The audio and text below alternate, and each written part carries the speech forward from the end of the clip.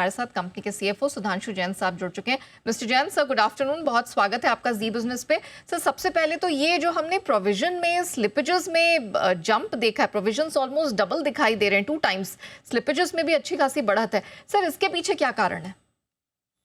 Good afternoon Neha, good afternoon दर्शकों। Before मैं slippages के बारे में बात करूं, मैं बताना चाहूंगा कि बैंक के डिपॉजिट ग्रोथ बहुत स्ट्रांग आ रहे हैं। आपने देखा होगा कंसिस्टेंटली हमारी डिपॉजिट ग्रोथ काफी अच्छी रही है। इस क्वार्टर भी अगर आप वाई बेसिस पे देखेंगे तो डिपॉजिट लगभग 38% बढ़े हैं। आप अगर एडवांसेस भी देखेंगे तो एडवांसेस हमारे 22% बढ़े हैं। कोर ऑपरेटिंग प्रॉफिट जो कि होता है NI plus fees net of opex, वो हमारे 30% बढ़े हैं वाई। अब मैं प्रोविजंस जो आपने पूछा है उसके बारे में अगर कहना चाहूँ तो थोड़ा नॉर्मलाइजेशन हम देख रहे हैं क्वार्टर ऑन क्वार्टर। हमने मार्केट को गाइड भी किया था कि प्रोविजंस थोड़े हमारे ज्यादा आ सकते हैं ड्यूरिंग Q1। एक चीज जो हमने स्पेसिफिकली कॉल आउट की है कि जेएलजी जो जॉइंट लायबिलिटी ग्रुप बिजनेस है, वहां पे हमने थोड़े प्रोविजंस ज्यादा देखे जो हमारा अर्लियर एस्टिमेट था उससे। बिकॉज इसका भी रीजन है, हमने जो कॉल आउट किया है कि हम तमिलनाडु में फ्लड्स आए, उसके उसके कारण हमने इम्पैक्ट देखा। तो हमारा जो जेएलजी बिजनेस है तमिलनाडु में लगभग अभी 55 से 60% का कॉन्सेंट्रेशन है।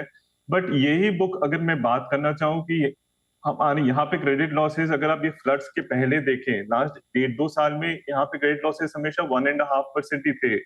ये बुक हमें फाइनेंशियल इंक्लूजन देती है, ये बुक हमें पीएसएल देती है, तो ये बुक इंपॉर्टेंट है। ये एक टॉपिकल रीजन आया है, फ्लड्स आए, इसलिए क्रेडिट कॉस्ट थोड़े बढ़े हैं इस क्वार्टर में। बट हमें लगता है Q3 Q4 तक ये क्रेडिट लॉसेस सबसाइड हो जाएंगे, थोड़ी नॉर्मलसी रिटेन हो जाएगी। क्रेडिट लॉसेस का इम्पैक्ट थोड़ा बहुत मैं बोलूंगा फर्स्ट क्वार्टर में हीट वेव और इलेक्शन के कारण भी रहा है। सो Q2 में थोड़े और क्रेडिट कॉस्ट एलिवेटेड रह सकते हैं, बट Q3 Q4 तक ये नॉर्मलाइजेशन आप हमसे एक्सपेक्ट कर सकते हैं। सर, मैं क्रेडिट कॉस्ट पर भी, सिंस आपने वो मेंशन किया, मैं ये जानना चाहूंगी, आपने ये तो क्लियर किया कि गोइंग फॉरवर्ड यहाँ पर कुछ सुधार देखेगा। आपका पूरे साल का क्रेडिट कॉस्ट गाइडेंस सर, उसको आपने 18 और 20 बेसिस पॉइंट से बढ़ा दिया। 1.85% is the full year credit cost guidance. इसके पीछे क्या कारण है सर? ये उसका भी कारण जेएलजी है जो मैं भी मेंशन कर रहा था। आप देखेंगे तो उसके पहले हमने जेएलजी के अलावा हमने लास्ट क्वार्टर में गाइड किया था कि क्रेडिट कॉस्ट 165 बेसिस पॉइंट्स रहेंगे। अगर हम जेएलजी का ये जो एडिशनल इम्पैक्ट हमें दिख रहा है अगर उसको हटा के बताएं तो अभी भी हमारी गाइडेंस 1.65% पे ही बरकरार है। ये 18 से 20 बेसिस पॉइंट्स ये फ्लड्स के कारण, ये थोड़ा हीट वेव के इम्पैक्ट के कारण जेएलजी अलोन में आ रहा है, राइट। इसलिए हम क्रेडिट कॉस्ट गाइडेंस अभी 185 बेसिस पॉइंट्स दे रहे हैं फुल ईयर का। बट Q3 Q4 में ये इनसे कम होंगे। ये फुल ईयर का गाइडेंस है। अब Q1 में आपने देखा होगा कि credit cost about 190 basis points है। Q2 में भी थोड़े एलिवेटेड रहेंगे, बट Q3 Q4 में कम हो जाएंगे। पूरे साल में rest of the JLG book credit cost 165 basis points ही रहेगी। ओके सर, आपके जो एनपीएस बड़े हैं वो भी इसी कारण से, ये सीजनलिटी फैक्टर है या उसके पीछे कोई और कारण है? नहीं, यही कारण है, आपने सही कहा, सीजनैलिटी फैक्टर है एंड हीट वेव और ये सब रीजन के कारण है। ये नॉर्मलाइजेशन दिखेगा आपको अगले क्वार्टर में। ओके अच्छा Sudhanshu sir, we have been talking to other banks also, तो वो बता रहे हैं कि थोड़ा लिक्विडिटी इशू है, डिपॉजिट ग्रोथ एक बड़ी चैलेंज बनी हुई है, जबकि आपकी डिपॉजिट ग्रोथ अभी अब बात भी हमने की काफी अच्छी रही है, लेकिन मार्केट शायद ज्यादा एक्सपेक्ट कर रहा था। आपको क्या लगता है गोइंग फॉरवर्ड? मैं आपसे एक पर्सपेक्टिव लेना चाह रही हूँ, कोई स्लो डाउन दिखाई दे रहा है डिपॉजिट रेट में? नहीं, बिल्कुल नहीं। इनफैक्ट हमारे डिपॉजिट काफी हेल्दी आ रहे हैं और एक क्वार्टर नहीं, आप मेन क्वार्टर्स देखेंगे हमें डिपॉजिट बहुत काफी हेल्दी आ रहे हैं। हम डिपॉजिट्स उतना ग्रो कर रहे हैं जितनी हमारी रिक्वायरमेंट है। तो इस साल भी हमारी डिपॉजिट ग्रोथ 30% तो रहेगी एंड वही हमारी रिक्वायरमेंट है।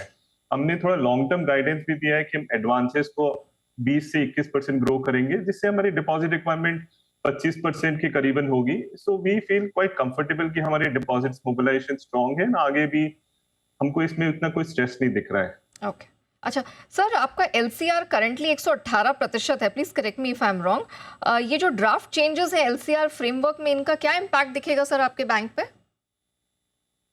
तो इसका इम्पैक्ट लगभग हमें थोड़ी एडिशनल लिक्विडिटी मोबिलाइज करनी पड़ेगी। अगर आप देखें तो हमारे रिटेल डिपॉजिट्स सिस्टम में वन ऑफ द हाईएस्ट है, almost like large private sector banks. तो बिकॉज रन ऑफ फैक्टर इस प्रपोजल में है कि वो बढ़ा दिए गए हैं बाय 5%, एज्यूमिंग वो अगर आता है 1 अप्रैल से, तो हमें कुछ एडिशनल 9 से 10,000 मोबिलाइज करना पड़ेगा।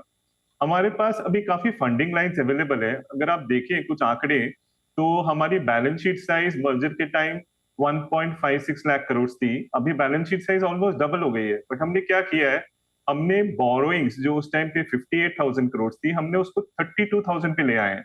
तो हमारे पास अभी ये फंडिंग लाइन्स अवेलेबल है, ये 9,000 10,000 करोड़ मोबिलाइज करने के लिए, जो हमें अप्रैल 1 25 तक करना है। सो हम रिफाइनेंस कर सकते हैं, हम एफएक्स बोरोइंग्स कर सकते हैं, अदर बोरोइंग लाइन्स हम टैप कर सकते हैं। तो इसलिए हमें कोई इसको मीट करने में उतना कुछ चैलेंज नहीं लग रहा। इनफैक्ट हमें लगता है कि इससे बैंकिंग सिस्टम और रेजिलियंट ही बनेगा। सो इसका इम्पैक्ट इनटू नेक्स्ट ईयर हमारी प्रॉफिटेबिलिटी पे कुछ 70 से 80 करोड़ होगा। जो निम में अगर आप देखें, तो वो सिर्फ 2 से 3 बेसिस पॉइंट है। तो हमें लगता है इसमें कोई दिक्कत नहीं होगी। सुधांशु सर, एक आखिरी सवाल, आपके अनसिक्योर्ड रिटेल बुक हम देख रहे थे, it's around 15% of your total loan book, और हमें पता चला कि ये जो स्ट्रेस है वो सबसे ज्यादा ये जो 20 से 30 साल वाली कैटेगरी है, जो बकेट है, उससे निकल कर आ रहा है। तो सर इसके बारे में कुछ और बता सकते हैं कि क्या इशू है, और ये अभी रिजॉल्व होगा या अभी इसको लेके कुछ कंसर्न है?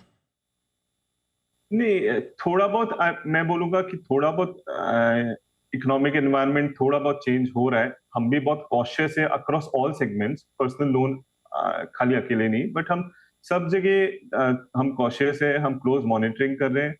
तो ये 20 से 30 साल में हमने देखा है कि थोड़ा सा लेवरेज बढ़ा है, बट हमारा काफी पोर्टफोलियो उसके ऊपर में भी है। तो हम ओवरऑल पोर्टफोलियो पे काफी कॉशियस है।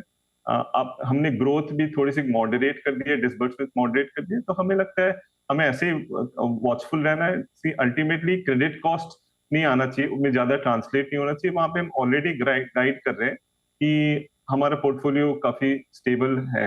हमने इनफैक्ट इस बार एक नया चार्ट दिया, अगर आपने देखा होगा, एक विंटेज एनालिसिस करके हमने दिया है कि हम लोन्स अगर हम पहले 2018-19 में डिसबर्स कर रहे थे, और उसका अगर हम 6 महीने बाद परफॉर्मेंस देखें, और जो हमने लास्ट 1-2 साल में किया है, तो हमारा परफॉर्मेंस काफी इंप्रूव हुआ है।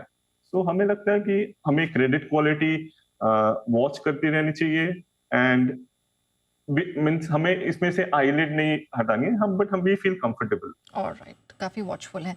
ठीक है Sudhanshu sir, thank you so much आज हमारे साथ जुड़ने के लिए, और ना सिर्फ नंबर्स पर अपनी हाइलाइट्स रखने के लिए, बल्कि आगे क्या एक्सपेक्ट किया जाए बैंक से वो भी डिटेल में दर्शकों को समझाने के लिए आपका बहुत बहुत धन्यवाद।